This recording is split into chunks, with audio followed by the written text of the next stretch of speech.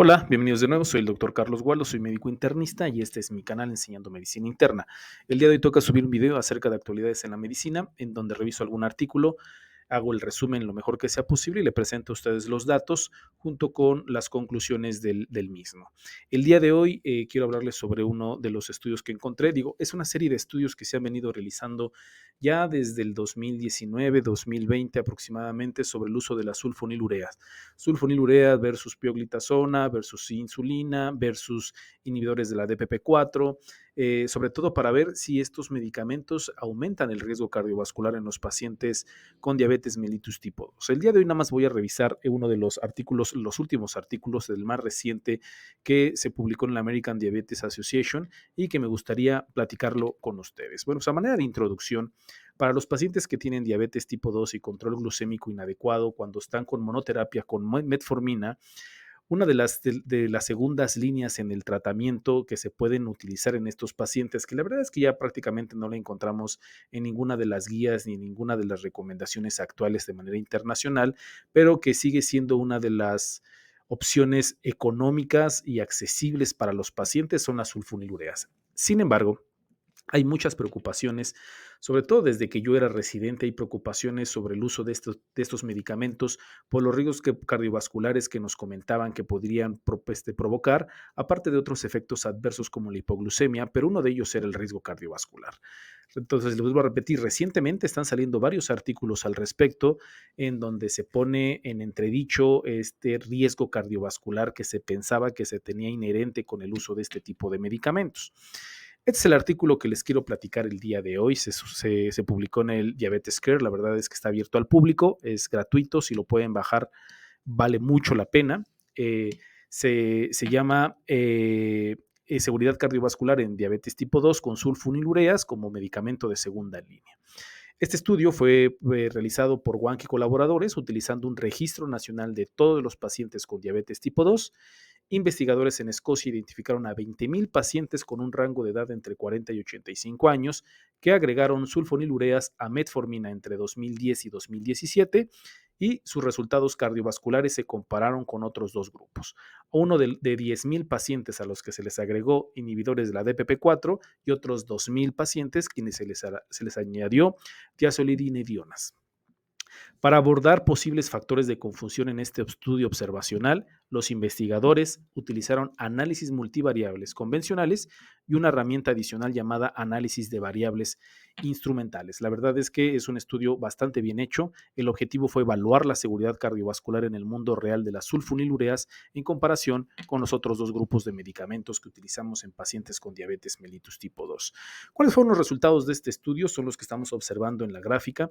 Durante la mediana de seguimiento de aproximadamente 4 años, los tres grupos no tuvieron diferencias significativas en los eventos cardiovasculares adversos importantes. Los componentes de ese criterio de valoración, es decir, muerte relacionada con eventos cardiovasculares y hospitalización por infarto al miocardio, accidente cerebrovascular o insuficiencia cardíaca, o en mortalidad para todas las causas. Aquí les estoy agrandando un poco la gráfica para que puedan observar los eventos adversos cardiovasculares mayores, que son las 4 PMIs, y la muerte por todas las causas. La verdad es que no hubo una diferencia significativa.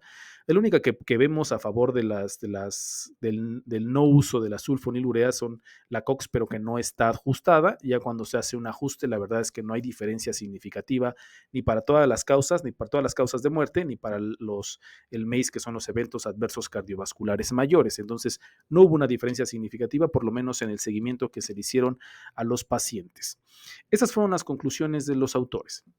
Nuestros hallazgos contribuyen a comprender que es poco probable que las sulfonilureas de segunda línea para reducir la glucosa aumenten el riesgo cardiovascular o la mortalidad por todas las causas.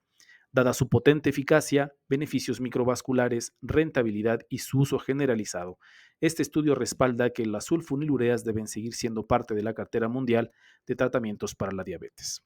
Entonces, estos son los estudios que les estoy comentando, que les comenté al inicio de la plática, que ya se vienen realizando desde el 2019, que son que han mostrado resultados cardiovasculares similares con la terapia complementaria con sulfonilurea, sobre todo, y la que se ha utilizado en estos estudios es la glimepirida en comparación con los inhibidores de DPP4, en comparación con la insulina glargina y comparación con pioglitazona. Si pueden revisar esos artículos, les dejo aquí la bibliografía, JAMA 2019, Lancet Diabetes Endocrinology 2017 y New England Journal of Medicine del 2022, también son artículos que hablan al respecto sobre el uso de las sulfonilureas y su riesgo cardiovascular. Entonces, por lo tanto, los autores concluyen que las sulfonilureas deberían permanecer como parte de la cartera mundial del tratamiento de la diabetes.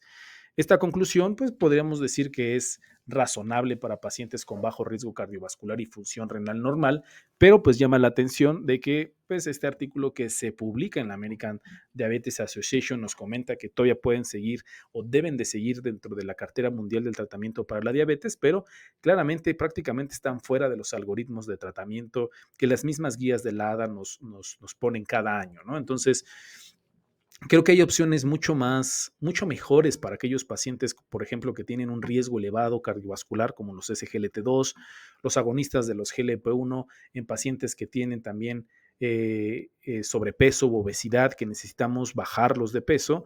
Sin embargo, pues hay que, en la realidad, sobre todo en México, la realidad es que estos medicamentos SGLT2, el que tú gustes, los agonistas de los GLP-1, el que tú gustes, la verdad es que si el paciente no tiene una seguridad social o un seguro de gastos médicos mayores, y seguridad social entre comillas, porque en la cartera de este tipo de medicamentos son muy poquitos, son muy pocos, y en ocasiones pues hay desabasto de este tipo de fármacos, que en ocasiones se tiene que hacer el cambio de los medicamentos porque tardan en surtir este tipo de fármacos.